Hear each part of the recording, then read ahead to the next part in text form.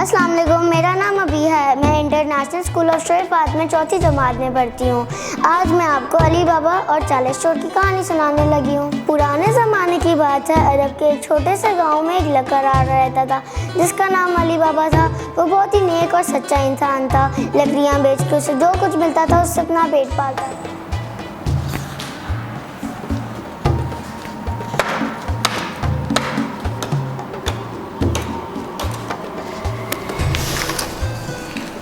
आज तो मैं बहुत थक गया, कुछ देर आराम कर लेता हूँ। ये कैसी आवाजें हैं? अरे इतने सारे घोड़े, पर ये यहाँ क्या कर रहे हैं? मैं छुप कर देखता हूँ।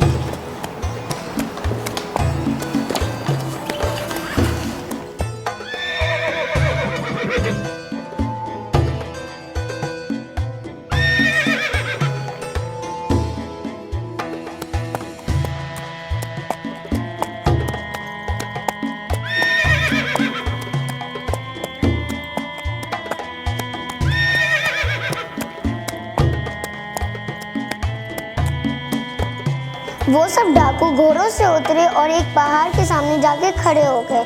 सबसे आगे जो शख्स था उसने कुछ कहा जिससे गार्ड का दरवाजा खुल गया। हाँ हाँ हाँ, हम अपनी मंजिल पे पहुंच गए। खुल जा सिम सिम, खुल जा सिम सिम,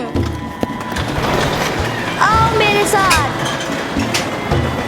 अली बाबा भी चुप कर उनके पीछे अंदर चला गया और वो देख के हैरान रह गया कि उस गार में बहुत सा सोना और हीरे जवाहरात थे।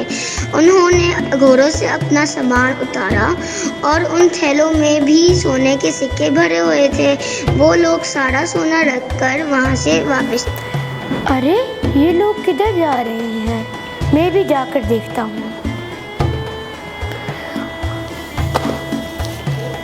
अरे इतना सारा सोना, वाह भाई वाह, मेरी तो ज़िंदगी संवर गई। मैं ये सोना घर ले जाऊंगा।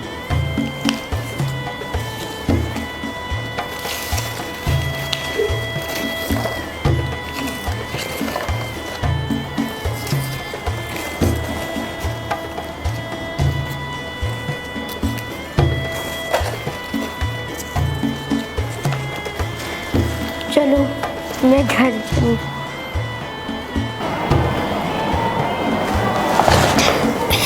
अली बाबा, तुम सुबह से कहाँ थे? मैं तुम्हारा इंतज़ार कर रही थी। अरे इन थैलों में क्या है?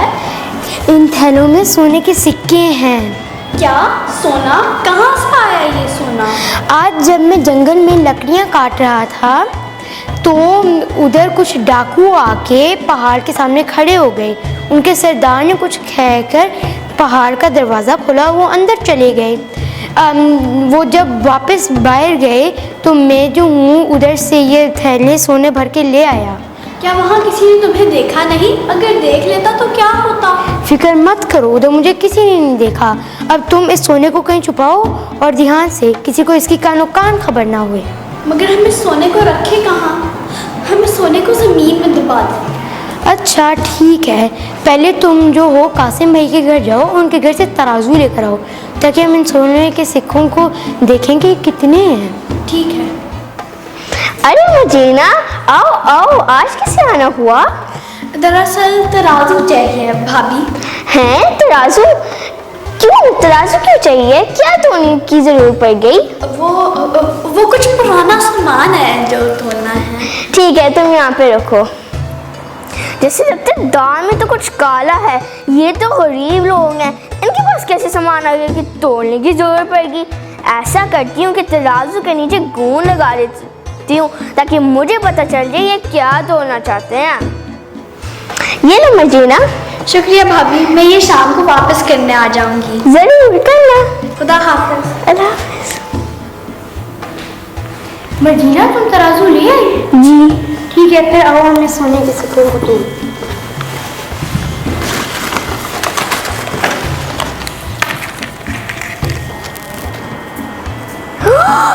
कासिम कासिम, ये देखो मुझे क्या मिला। सोने का सिक्का? ये तुम्हें कहाँ से मिला? दरअसल आज अली बाबा की बीवी मुझसे तराजू मांगने आई थी, तो मैंने तराजू के नीचे गूंद लगा दी ताकि मुझे मालूम हो कि ये क्या तोड़ना चाहते हैं। और देखो मुझे क्या मिला, सोने का सिक्का। मुझे तो कोई गड़बड़ लगती है। अच्छा, मैं अली बाबा के घर जाके उससे पूछता हूँ। अस्सलाम वालेकुम भाईजान, जी आपका कैसे आना हुआ? वालेकुम अस्सलाम, ये क्या है? ये तो सोने का सिक्का है, आपको कहाँ से मिला? ज़्यादा अनजान बनने की कोशिश ना करो। जब सुबह मर्जीना मेरे घर तराजू लेने आई थी, उसके नीचे ये सोने का सिक्का चिपका हुआ था। अब भाई आपसे मैं क्या छुपाऊँ? अब सारा वाक़या अपने भाई कासिम को सुना देता है। कासिम जिद करने लग जाता कि मुझे भी वहाँ लेके जाओ।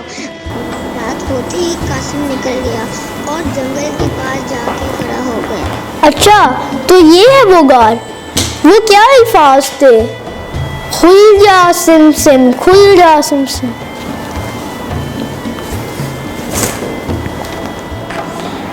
इतना सोना, मैं तो इस दुनिया का अमीर तरीन शख्स बन जाऊंगा। हा हा हा।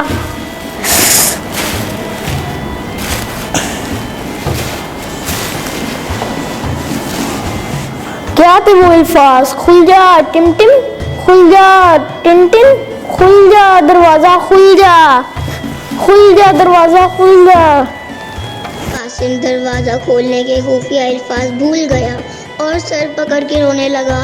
रोते रोते उसे नींद आ गई और अगली सुबह डाकू गार में दाखिल हुए और कासिम पर नजर पड़ी। मुझे माफ कर दो, माफ कर दो, नहीं करूंगा फिर से ये। इसका सरगराम कर दिया जाए। अली बाबा, अली बाबा, क्या हुआ? कासिम सुबह से घर नहीं आया। क्या? अली बाबा फौरन भाग गया कि वो कासिम ज़रूर गार के पास गया होगा। वो फौरन गार पहुंचा और देख के हैरान रह गया कि कासिम की लाश पड़ी हुई थी।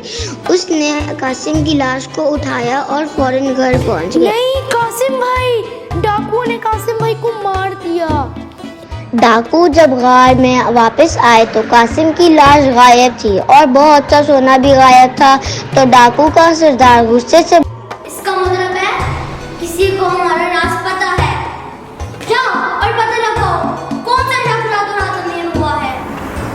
इर्द-गिर्द के इलाकों से पता लगाने के बाद डाकुओं को इल्म हो गया कि अली बाबा ही वो शख्स है जो बाजार में सोने के सिक्के खर्च कर रहा है, जबकि वो बहुत ही गरीब शख्स था।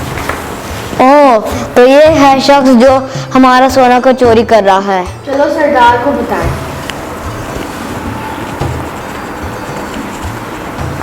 एक डाकू अली बाबा का पीछा करते हुए उसके घर पहुंच गया और घर के दरवाजे पर निशान लगा दिया। और सुबह जब मर्जीना उठी, उसने उस निशान को देख लिया।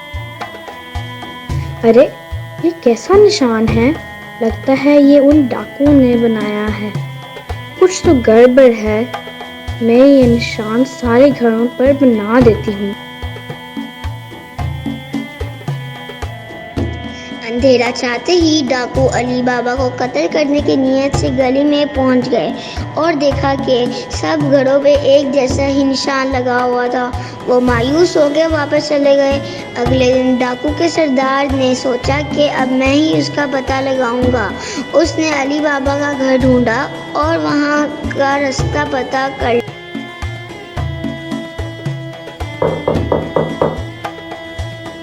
जी, आप कौन? सौदागर हूँ और कासिम का दोस्त हूँ। क्या मुझे रात गुजारने के लिए जगह मिल सकती है? अरे, आप कासिम भाई के दोस्त हैं? फिर तो आप जरूर हमारे घर ठहर सकते हैं। ये सामान अंदर ले जाने में मेरी मदद कर दे। डाकू के सरदार ने सारे मटके अली बाबा के घर रखवा दिए जिनमें डाकू छुपे हुए थे।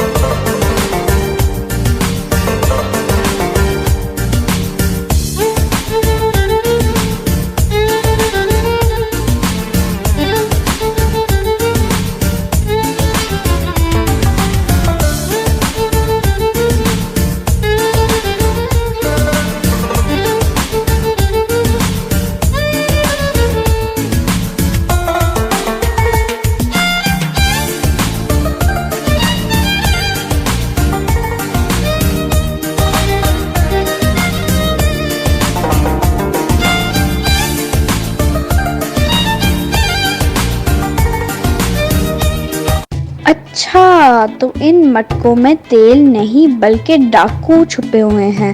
मैं अभी अली बाबा को जाकर बताती हूँ। अली बाबा, क्या हुआ? इतनी घबराई हुई क्यों हो? वो मुसाफिर कोई सौदागर नहीं बल्कि डाकुओं का सरदार है और तेल के मटकों में डाकू छुपे हुए हैं। क्या? डाकुओं का सरदार?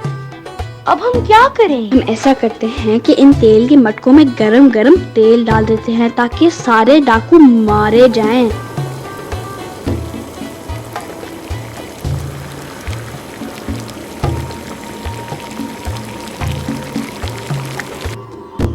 ये क्या, मेरे सारे साथी मार डाले। अब तुम भी मरने के लिए तैयार हो जाओ।